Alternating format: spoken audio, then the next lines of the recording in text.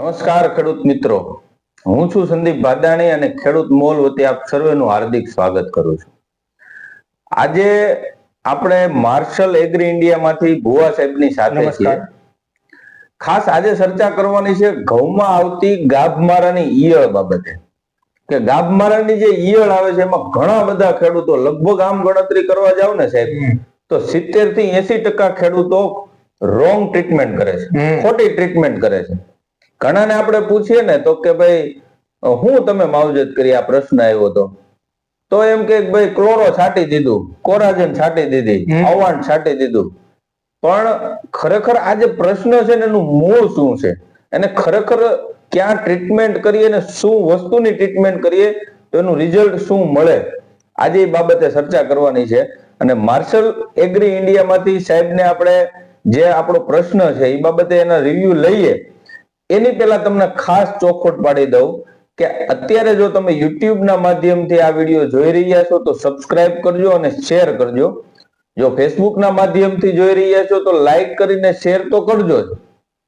આના સિવાય ખેતીની તમામ માહિતી અડધી રાતે ખાટલે હુતા હુતા જો જોવી હોય, જાણવી હોય તો ખેડૂત મોલ એપ્લિકેશન ડાઉનલોડ નથી કરેલી તો એ પણ કરી લેજો, કારણ કે આ પ્રકારના તમામ વિડીયો અને આ પ્રકારની તમામ માહિતી આગોતરું સોલ્યુશન તમને આપતા રહેશે. તો સાહેબ, આપણે ગાભમારાની જે ઈયળ આવે છે ઘઉંની અંદર, એના માટે ખરેખર આપણે શું માવજત કરવી જોઈએ એ બાબતે આપણે ચર્ચા કરીએ. એમાં એવું છે સંદીપભાઈ, ગાભમારાની ઈયળ આમ તો મેઇન જે ભારતમાં ચોખાનો પાક છે, આ ચોખાના પાકની મુખ્ય જીવાત હતી અત્યાર સુધી. અને ભારત દેશમાં સૌથી વધારે ગાભમારાની ઈયળ, ચોખા અને શેરડી આ બે પાકમાં દવા વપરાતી અને બહુ વિશાળ છે. સૌરાષ્ટ્રમાં હજી આ ગાભમારાની ઈયળ તમે જોવો તો ખાલી જુવારના પાકમાં કે અમુક જગ્યાએ જે બાજરી વવાય છે ત્યાં જોવા મળતી, બહુ મોટા પાયા આ જીવાત જોવા ન મળતી. પણ છેલ્લા 2 વર્ષથી, અમે છેલ્લા ગયા વર્ષે જે ઘઉંના પાકમાં આ ઈયળે દેખા દીધી તો ખેડૂતોને અફડાતફડી થઈ ગઈ હતી. ઘણા લોકોએ ઘણી બધી દવાઓ વાપરી છતાંય ઘઉંમાં ઈયળ કંટ્રોલ થતો નહોતો. અને ઘણી વખત આ ગાભમારાની ઈયળમાં ખેડૂત એવું સમજે છે કે આપણે કંઈક મોંઘી દવા વાપરી. હકીકતમાં તો આપણે જેમ ખબર છે કે ભાઈ દુશ્મન છે એને મારવો હોય તો એ કયા સ્ટેજે આવે છે અને કેવી રીતે ઈંડા મૂકે છે આ જાણી લઈએ આપણે તો એ દુશ્મનનો વ્યવસ્થિત રીતે નિકાલ થાય. ઘણી વખત હું હોય કે જો ઈલાજ છે ને મોંઘો ન હોય, નિદાન છે ને એ હરખું થઈ જાય તો દવા ખાલી 5 પૈસાની જ હોય. દવા કોઈ દી મોંઘી હોય, 2 બોલ ટાઈટ કરવાની કિંમત હોય, 2 બોલ ટાઈટ, કયો ટાઈટ કરવો એ એટલી જ કિંમત છે.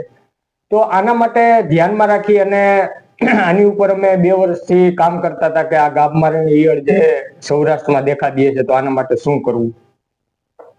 તો માર્શલ એગ્રી ઇન્ડિયાએ આ જ વર્ષે એટલે કે 2024-25 ના વર્ષમાં અમે વજીર કરીને એક પ્રોડક્ટ લોન્ચ કરી, જે અદ્ભુત પ્રોડક્ટ છે. અને જે વીઘે ખાલી 1 જ કિલોના પ્રમાણમાં તમે પાયામાં નાખી શકો, વાવતા હોય ત્યારે ઓયણીમાં સારામાં સારું છે. જે સિલિકા રેતી આવે એની ઉપર એક દવાનું કોટિંગ આવે, એક સિસ્ટમેટિક પ્રકારની દવા આવે.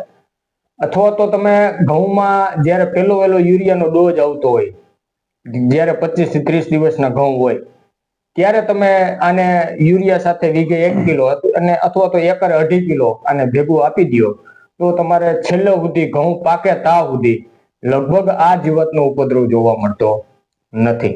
એટલે ઈલાજ છે એ સરળ છે. 1 એકરમાં લગભગ બહુ ખર્ચો નથી થતો, 700-750 રૂપિયાનો આનો ખર્ચો થાય છે. એટલો બધો મોટો કોઈ ખર્ચો નથી અને ખેડૂતને પરવડે. એ સિવાય આ વજીર જે પ્રોડક્ટ રહી એ જમીનમાં કોઈ પણ જીવાત હોય, ઊધી હોય, મુંડા હોય, નીચે મૂળિયા કાપતા હોય અને જે આ ગાભમારાની ઈયળ કઈ છે એમાંય ફાયદો આપે છે. ને એ સિવાય સાઈડના જે પાક છે કે તેમાં મૂળનો વિકાસ એ વધારે થાય, ફૂટ એ વધારે થાય અને ઘઉં છે ને એકદમ કલરમાં નીકળશે. એટલે વજીર છે એ બહુ સુપીરિયર, જમીનજન્ય તમામ પ્રકારની જીવાત છે એ બેસ્ટ સોલ્યુશન આપે. ખરેખર ગાભમારાની ઈયળ જે છે એ ખેડૂત મિત્રો વાત કરવાની ઈ છે કે એની ઉત્પત્તિ જમીનમાંથી છે અને જમીનમાંથી ઉત્પત્તિ થયા પછી જે એનું ફૂદું છે ગાભમારાની ઈયળનું, એ ઈંડા મૂકે છે એના થડની નજીક. અને ત્યાંથી ઈયળનો જન્મ થાય છે અને એ ત્યાંથી સીધી નીચે જમીન લેવલ થી ઈ ઉપર ચડે છે. એટલે તમે કદાચ કોરાજન છે કે એનાથી કોઈ પણ ઊંચું ટેકનિકલ લઈ લ્યો અને ઉપરા ઉપર વીઘે 5 પંપ કરશો તો પણ તમને ધાર્યું રિઝલ્ટ નહીં મળે.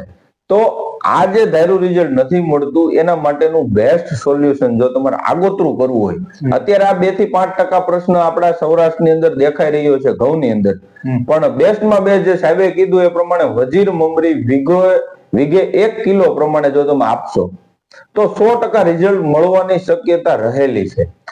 આગોતરા પગલા લેવા એ જ અગત્યની વસ્તુ છે. ઘણા બધા ખેડૂતો પછી ક્લોરોની વાંહે દોડશે, લેમડા ને સાયપર ને ઘણી બધી વસ્તુ કરશે, પણ આવી ગયા પછી જે ડેમેજ થઈ ગયું છે એમાં સોલ્યુશન મળવાનું નથી. તો ખાસ સાહેબ આ વજીર મમરી જે છે આપણે ઘઉંની અંદર તો પરફેક્ટ રિઝલ્ટ મળશે જ. આના સિવાય આપણે ઉદાહરણ તરીકે લસણ છે, ડુંગળી છે, એની અંદર વાપરવાની જરૂર હોય તો વાપરી શકાય કે એમાં શું ફાયદો? લસણ ડુંગળીમાં એમાં ખાસ કરીને આ વર્ષે આપણે જોઈએ તો ચોમાસું ડુંગળી જે ખેડૂતોએ કરી હતી એમાં બાફિયાનો પ્રશ્ન, પછી સૂંગા થવાનો એટલે કે નીચે ગાંઠ જ ન બંધાય, પછી પાંદડા વાંકા ચૂકા થાય એ ટાઈપના વાયરસ વાળા. તો આ ટાઈપની આપણને ઘણી જોવા મળ્યું. ઘણા ખેડૂતને તો એવો પ્રશ્ન હતો કે ડુંગળી માં થઈ જ નહીં, ગાંઠિયો જ ન બંધાણો. પણ જ્યાં જ્યાં આપણે જે ખેડૂતોને વજીર નખાવેલું છે, જે ખેડૂતોએ વાપર્યું છે, એવા અસંખ્ય ખેડૂતો સામેથી કહે છે કે સાહેબ અમે આ એક જ વખત નાખ્યું હતું અને મારે જે ડુંગળી થઈ છે આખા ગામને વાયરસ આવી ગયો તો ગાંઠિયા નહોતા થયા, પણ મારે સારામાં સારો કલર આવ્યો હતો ને મારે સારામાં સારી ડુંગળી પાકી.